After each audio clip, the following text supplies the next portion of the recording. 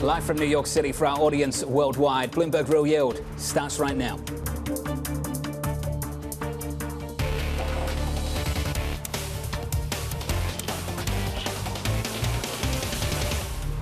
Coming up, the jobs report delivers a monster surprise, leaving the Fed with more work to do, sending bonds lower and yields surging. We begin with the big issue, a blowout jobs report.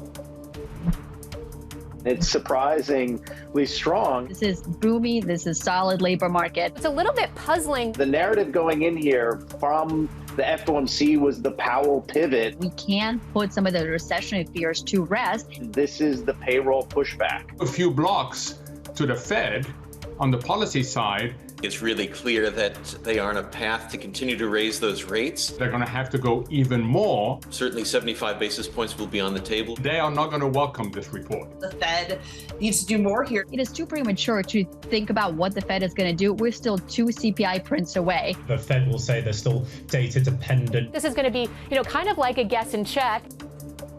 Joining us now to discuss is BlackRock's Gargi Chaudhuri, AP's Gershon, Distenfeld, and Kathy Jones at Schwab.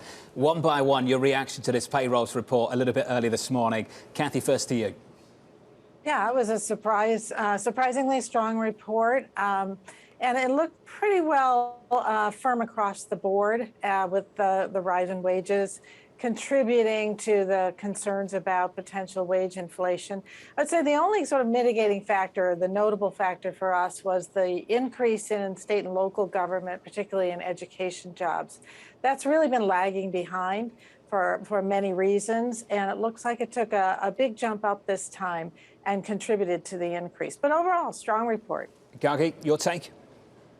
Sure. Hi, Jonathan. Great to be here. So similar to Kathy, obviously nothing in the data that would make me say anything but the fact that it was a strong number. But honestly, what really matters is what this means for the Fed. And I actually don't think that this data on its own changes too much for the Fed. They were always going to focus on inflation, and the unemployment rate being actually now dropping to 3.5%, down from 3.6, just makes that even more focused, that it's going to be all about inflation, inflation, inflation. So strong labor market. We're going to keep looking at other signs, more of the leading indicators, if you will. So I look at the quits rate. I'm going to keep focusing on the weekly initial jobless claims and trying to decipher whether there is any signs of cooling, but obviously not evident this morning. Well, this keeps the light green, that's for sure, for this Federal Reserve to keep going. Gershon, before you came on, I got some notes that were delivered to me yesterday, and it said that people were too negative growth, too confident on inflation. Too negative on growth, too confident on inflation. They were your words 24 hours ago. Gershon, is this print evidence of that? I think that what the market's done today is healthy and that it's sold off to accommodate for that. I think that, both sides, the market is basically saying, inflation is going to be okay. And that's clearly not the case from today's jobs report. Now, today's jobs report was very confusing, to be perfectly honest, because a lot of the other signs were weakening. Jobless claims have been up. The employment component of business survey has been weakening. A lot of anecdotal evidence on hiring freezes and layoffs. So it is a little bit confusing. I think the market made a mistake in interpreting Chair Powell's remarks last week as dovish, because I think the market was afraid he was going to say we're definitely going to keep on going very strong. All he said was we're going to look at the data, and today's data point is certainly one that's going to point them in the direction of having to be more aggressive, both in September and perhaps down the line. Then he started flirting with this idea that maybe we were at neutral, and then he got criticised for that. Larry Summers with David Weston on Wall Street Week called it analytically indefensible that we're at neutral. Mohamed Al-Erian a little bit earlier this morning said the idea that we were at neutral, the notion that we were there is, quote, comical. Do you agree with that based on what we're seeing in inflation and what we're seeing this morning with the jobs growth, Gershon? Is it comical, analytically indefensible, this idea that we're at neutral?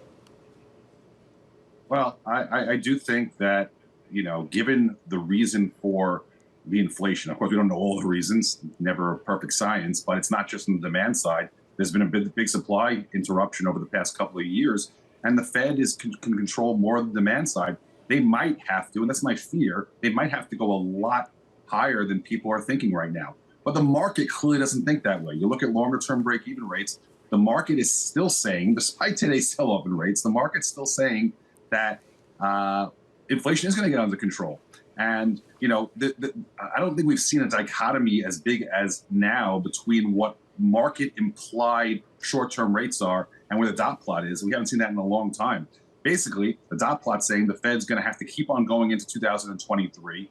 The terminal rate's going to be higher than everyone thinks, and they're even going to have to cut later in 2023. The market clearly doesn't think so. So we'll have to see who's right. But if we continue to get strong prints like today, and we don't have other signs that inflation is coming under control, I will still take the Fed at its word, Chair Powell at his word, that they will continue going regardless of market reactions. Gargi, let me come back to you on that. The spread between the market and the dot plot, the story that Gershon just told, how do you think that spread reconciles? Yeah, sure. So to your question earlier around... Gargi, go on, please. Was that for me? Okay.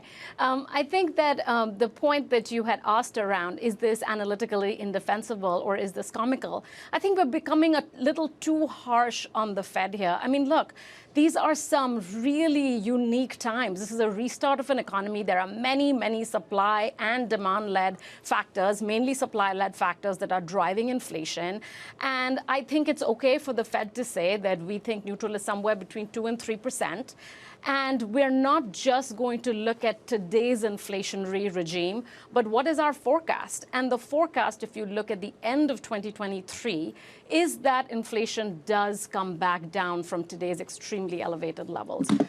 So number one, I think we have to look a little bit further out than just what is being priced in today and what we might expect for the end of 2022. Now, to your point around the Fed's dot plot and expecting to get to that 3.8%, look, I think it's going to be hard. I think it's going to be really difficult. Obviously, the labor market, or at least by this measure, by the non-farm payroll measure, is fine.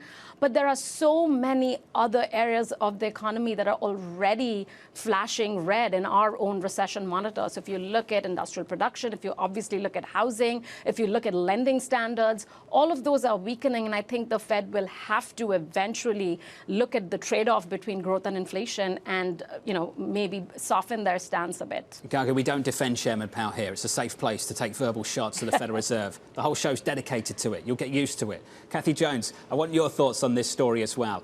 Gargi mentioned it, Gershon said it too. There are these little pockets of weakness, and I think that's what really sort of fed into the surprise today around such a big number, is we were anticipating this step down, not an acceleration, but a step down and maybe even a sign of weakness. Given that, how do you think the Fed does respond going forward from here? And I'll ask that same question, how we reconcile this gap between what the Fed is telling us they will do implied by their dot plot and what this market is looking for. Yeah, I have a fairly high regard for the wisdom of the market, and that's not to criticize the Fed per se, but the dot plot has always been this kind of group of estimates at a moment in time, and I think we tend to take it a little bit too seriously. But what they are telling us, I think, is powerful. What they're saying is, we're going to keep tightening until we see inflation come down, come what may. And if you believe them, and I don't see any reason to not believe what they're telling us, combine it with QT, the signs we're seeing of softening in the economy already, it's not surprising to me that the dominant trend here is yield curve inversion, that we're seeing long-term rates price in lower inflation, slower growth down the road, while short-term rates continue to price in a lot more Fed activity.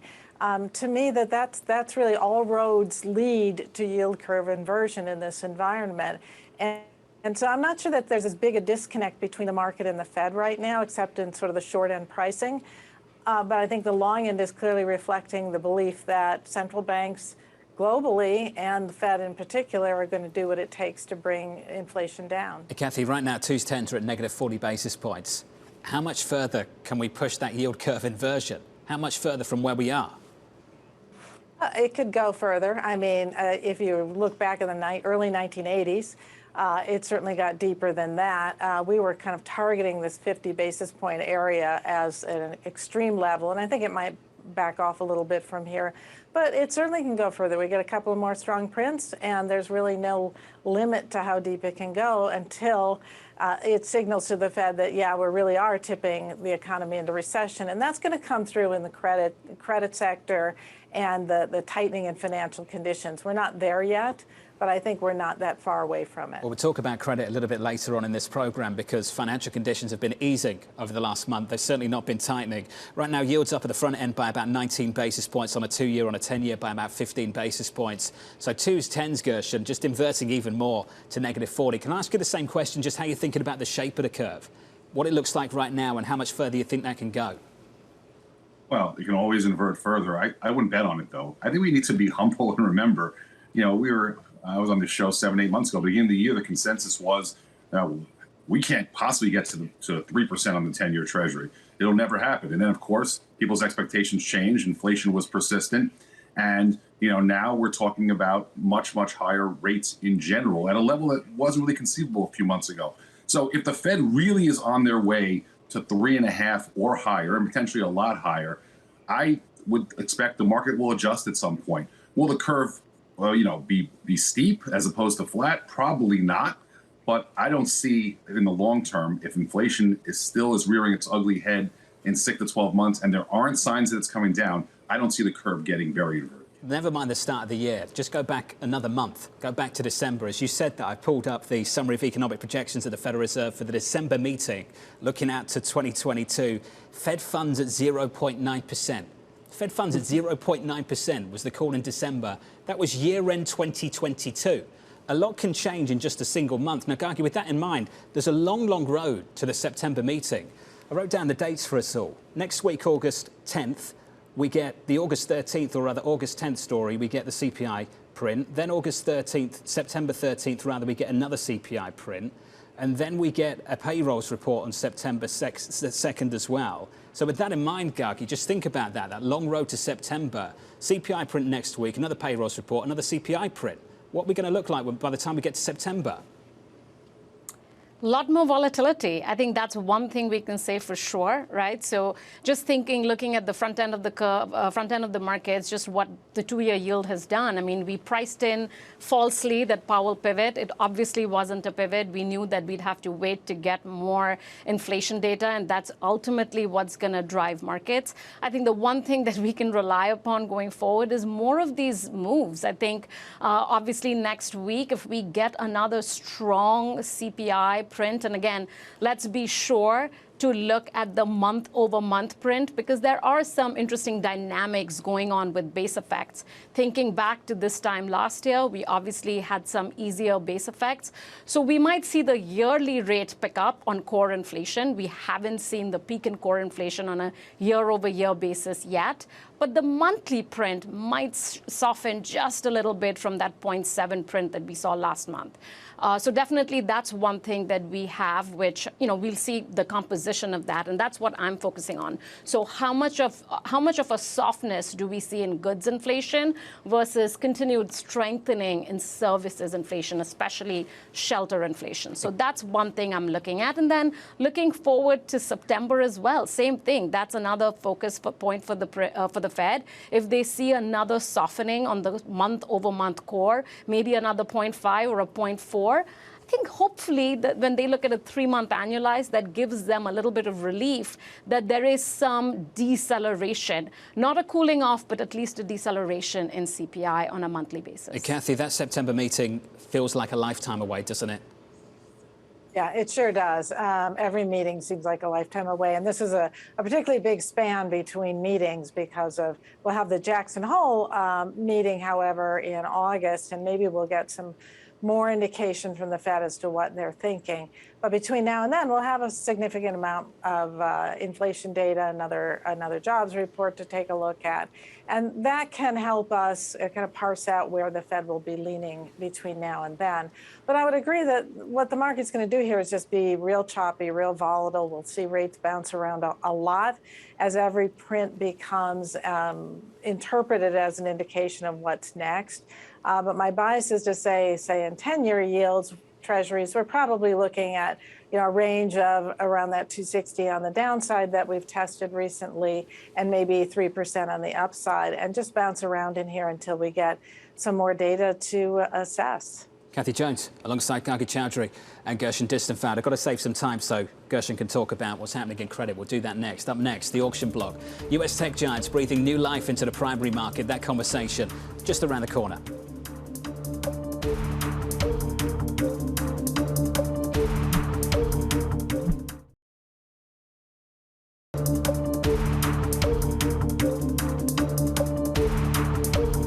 I'm Jonathan Ferro. This is Bloomberg Real Yield. It's time now for the auction blog, where we kick things off over in Europe, recording its slowest week of the year and matching an annual record with a 31st day without a single deal. In the US, high-grade bond sales doubling dealer estimates, offerings from Apple and Meta fueling the busiest week since March, and the junk bond market recording its first multi-deal session since early June. Weekly sales hitting $2 billion, topping the entire month of July. Sticking with credit, earlier this week we caught up with Troy Gayeski of FS Investments. He said high-yield spreads could go wider. If the Fed can thread the needle, perhaps we've seen the wides and spreads this cycle.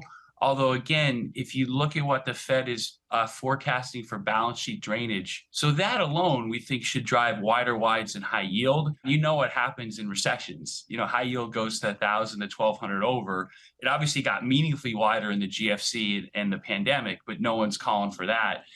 So in a recessionary outcome, clearly high yield spreads are going wider. Stating the obvious in many ways there. Joining us is Gargi, Chaudhuri, Gershon, Distenfeld, Kathy Jones. Gershon, you've got thoughts on this, I know. 140 basis points of tightening in high-yield spreads in a single month. Do you think that data this morning validates that, or do you think it will disrupt it?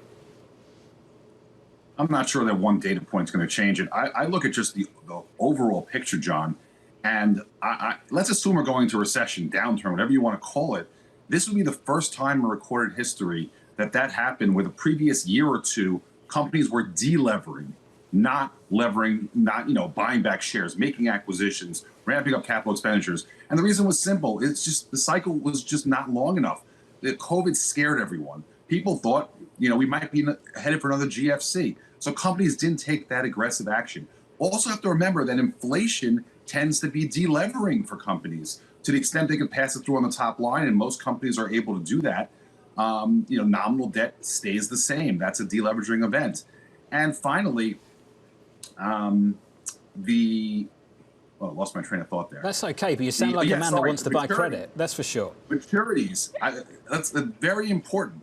What often, most of the time, causes a default is not being able to have access to capital when you need it. Less than 20% of the high yield market has a maturity within the next 3 years. So unless we're going into a real severe downturn, not that spreads can't go wider, but I think high yield returns from here over the next year or two are going to be pretty strong. Gargi, that sounded like a man that wants to buy high yield, didn't it? That did a little bit. Do you agree? I'll just say that, if you think back to where we were just, 10 months ago, looking for the opportunities to get back to fixed income because of the levels of yield and the levels of income you can generate. Look, I think perhaps it's a little too early for high yield still, but up in quality credit in the investment grade markets, earning sort of 4.5%, 4.6%, these, sort of yield of dreams, I would almost call it. I think that does begin to look attractive again, especially if we are about to slow down from here on, especially if the Fed continues to tighten into a slowing environment. I think fixed income is finally beginning to look attractive again.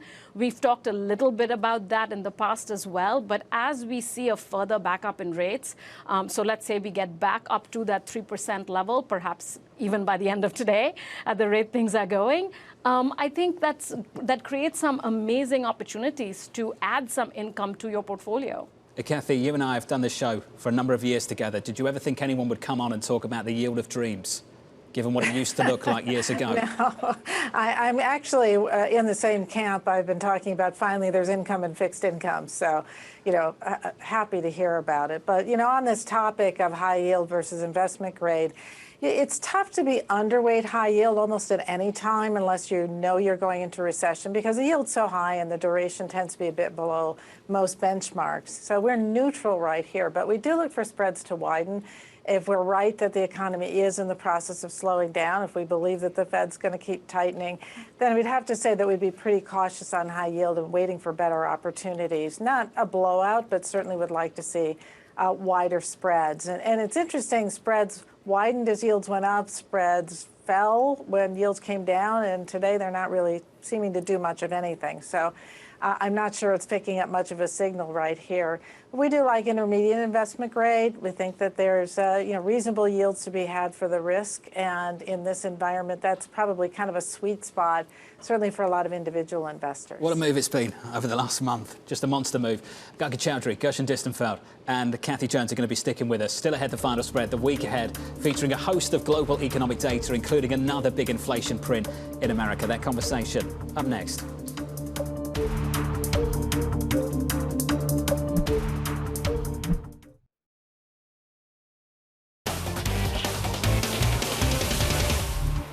Live from New York, I'm Jonathan Ferro. This is Bloomberg Real Yield. It's time now for the final spread, the week ahead. Coming up, Fed officials speaking throughout the week. You'll hear from the likes of Evans, Kashkari, Daly, all on the agenda again, plus plenty of economic data on the calendar. US PPI and initial jobless claims coming on Thursday. The big one, the inflation report, comes on Wednesday. US CPI just around the corner. I can tell you year over year, looking for headline inflation to come down from 9.1 rather, down to 8.7, and looking for core to tick higher from 5.9 to 6.1. Of course, Wall Street very, very focused on month-over-month core inflation numbers. The estimate so far, 0.5%. Got about a minute on the clock, which means the rapid-fire round can happen right now. 3 quick questions, 3 quick answers. Let's start here. The 2-year yield. What comes first, 3% or 350 on a 2-year? We're basically at 323 right now. What comes first, 3 or 350? Gershon. 350. Gargi. 350. Kathy. 350. Your 10-year right now, 283. Try this one. What comes first, 350 or 250? On a 10-year, what comes first, 350 or 250? Kathy. 250. Gargi. 250. Gershon. 350. Final one's an easy one, because you've all got an answer for this one. Fed funds at year-end, 3 handle or 4? Gargi. 3. Gershon. 3, but we'll get to 4 in 23. There we go. Kathy. 3. To the 3 of you, thank you. That was pleasant. Gargi Chaudhuri, Gershon Distenfeld, Kathy Jones, thank you very much. From New York City, that does it for me. I'm away next week. You will not see me in the same time, same place. You'll see someone else right here on Bloomberg Real Yield.